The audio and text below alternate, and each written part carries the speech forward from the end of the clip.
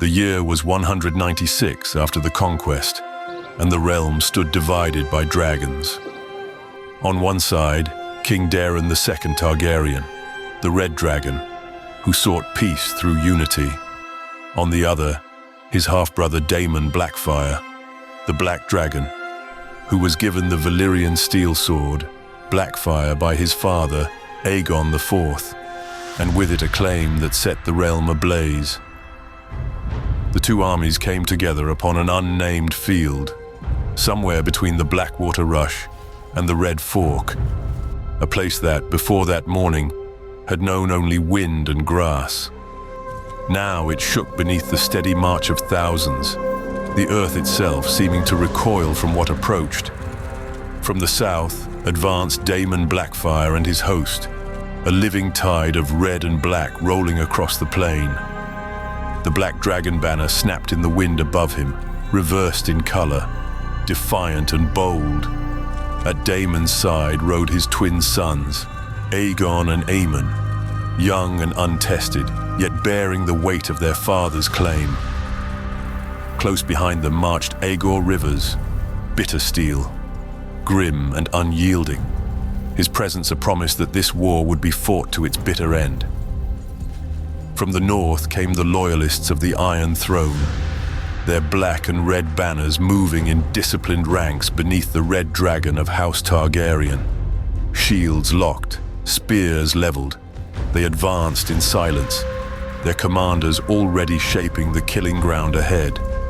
And unseen by most, Brynden Rivers, called Bloodraven, guided his raven's teeth toward the Weeping Ridge, where higher ground would soon decide the fate of kings. The early hours were eerily still. Men whispered prayers to Seven and stranger alike. The dew upon the grass gleamed red beneath the dawn, a cruel omen of what was to come. When the horns sounded, the world seemed to break apart. Daemon Blackfyre rode forth in gleaming red and silver plate, the sword Blackfyre alive in his hands, the blade once borne by Aegon the Conqueror himself. Both hosts surged forward at once, cavalry crashing into cavalry with a force that shook the earth. Lances splintered on first impact, horses screamed as they went down, and men were hurled from their saddles to be trampled beneath the hooves of those who followed. The ordered lines dissolved in an instant, swallowed by a grinding storm of steel, mud, and blood. Swords replaced broken spears, shields locked, then shattered.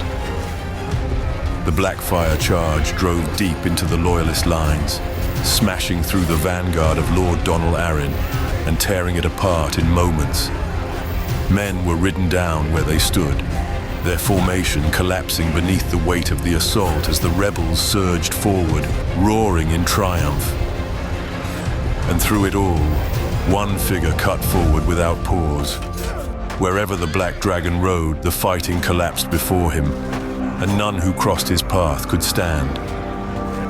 Then came Sir Gwayne Corbray of the Kingsguard, white cloak crimsoned by the fray, meeting Daemon in single combat. The two danced in the midst of carnage, Valyrian Steel ringing upon Valyrian Steel, Blackfyre against Lady Forlorn. Their blades sang louder than the cries of dying men, sparks leaping with every clash as horse and rider wheeled through the chaos. Time itself seemed to slow as the Black Dragon and the White Knight tested one another. Each strike met, turned, and answered in kind. For near an hour they fought, neither yielding. At last, Daemon struck Corbray down, leaving him broken and bleeding in the dust. Yet, in a moment of rare mercy, Daemon stayed his sword. He ordered Sir Redtusk to bear Corbray from the field, that no further harm should come to so valiant a foe. But in that mercy, he tarried too long. Fate was already drawing her bow. From the heights of the Weeping Ridge, Brynden Rivers watched the chaos unfold. The white-fletched arrows of his raven's teeth were not yet loosed, but their moment had come. Bloodraven's keen eyes found the black banner of Daemon Blackfyre fluttering in the distance, and then he saw the twins, Aegon and Aemon, fighting beside their father. The first volleys fell like rain, but it was Brynden's own shaft that changed the realm. He found the elder twin, Aegon, and struck him down. Daemon turned, saw his son fall, and sprinted through the chaos toward him, refusing to abandon blood of his blood. The second shaft pierced Daemon through, then a third, then a fourth. 7 arrows in all, they say. 7 for the 7. When he fell, the Blackfyre standard dipped and vanished beneath the crush of men.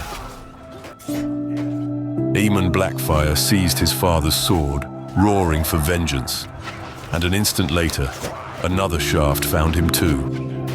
The twins died beside their father, and with them the dream of the Black Dragon burned to ash. The field might have ended there, but one man would not let it. Aegor Rivers tore through the press of bodies to where Daemon Blackfyre lay. Fallen beneath his banner, his twin sons sprawled beside him in the trampled grass. He knelt among them only long enough to tear Blackfyre from the thick grass. The Valyrian Steel slicked with blood, its weight now his to bear. Across the field, the sight spread like poison. Men who had followed the Black Dragon faltered, then broke. It might have ended there, the rebellion dying in the field beside its crowned dream. But Bittersteel rose with the sword held high, roaring defiance into the chaos. He rallied what men still had the will to fight. If the Blackfyre cause was to end, it would not end in flight.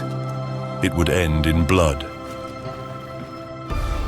He led them screaming into the loyalist line, Blackfyre clutched in bloodied hands. Around him, the remnants of the Black Dragon's army struck with wild despair, driven by grief more than hope. It was then that the two bastards of Aegon IV met, brothers in blood, enemies by choice. Bloodraven descended from the ridge to face Bittersteel himself, the din of battle fading as if the world knew what was about to pass. Steel met steel, and history held its breath. They fought not as commanders, but as men who had carried the same father's shadow all their lives. Every strike driven by years of bitterness, every parry fueled by old wounds that had never healed. Bittersteel struck with raw fury, pressing the attack without pause, while Bloodraven answered with cold precision, measuring each blow as though the outcome were already written. In the end, rage found flesh. Bittersteel's blade struck true, tearing through flesh and bone to take Bloodraven's eye, the force of the blow hurling him to the ground in a wash of blood. It was a wound that would scar him for life, but not one that would end it. And though Bittersteel stood over him in triumph for a heartbeat, the moment was already lost. For even then, the tide of battle was closing in, and no stroke of his sword could turn it back. The loyalist Anvil closed from the front, and from the rear came the hammer. The loyalist lines did not break, they closed. From the front came Prince Maekar Targaryen, driving his host forward like an iron wall, shields locked, spears leveled, pressing the rebels back step by a blood-soaked step. There would be no retreat through him. He was the anvil, immovable and merciless. Then the ground thundered behind them. From the rear came Prince Baelor Breakspear, leading a fresh host of Stormlords and Dornish spearmen straight into the Blackfyre back ranks. What little order the rebels still held shattered in that instant. Caught between dragon and dragon, the Blackfyres were smothered from both sides. Crushed beneath converging steel, the hammer had fallen. Men turned only to find death before them. Shields splintered, formations collapsed, and the field dissolved into slaughter. Those who tried to flee were cut down where they ran. Those who stood were buried beneath the press. The Black Dragon's host was no longer an army. It was a knot of dying men being slowly, inexorably ground into the earth. By the time the sun sank toward the west, the field no longer belonged to the living. The banners of the Red Dragon flew over a plain strewn with broken men and shattered dreams, and the war that had torn the realm in two had found its answer in mud and steel. Crows descended upon the weeping ridge as the last blows fell, feasting where the raven's teeth had once loosed their arrows. The victors moved among the dead, calling out names that would never be answered. Few still breathed, fewer still would rise. The cost was staggering. Tens of thousands had marched to that field, and scarcely half would leave it. Bittersteel fled into exile, carrying Blackfyre across the narrow sea, keeping the memory of rebellion alive even in defeat. Bloodraven remained behind, half blinded but unbroken, his watch upon the realm only hardening in the years to come. In the aftermath, King Daemon II's peace held, but it was a peace forged in blood, not parchment. The Battle of Redgrass Field ended the first and greatest challenge to Targaryen rule since the Dance of the Dragons, proving once and for all that dragons could still destroy one another, even without fire. The maesters would record it as a decisive victory. The singers would remember it as a tragedy. And still, the grass grows red. Where Daemon Blackfyre fell, the land is said to weep each spring, as though the earth itself remembers the day a king was made and unmade in the same breath.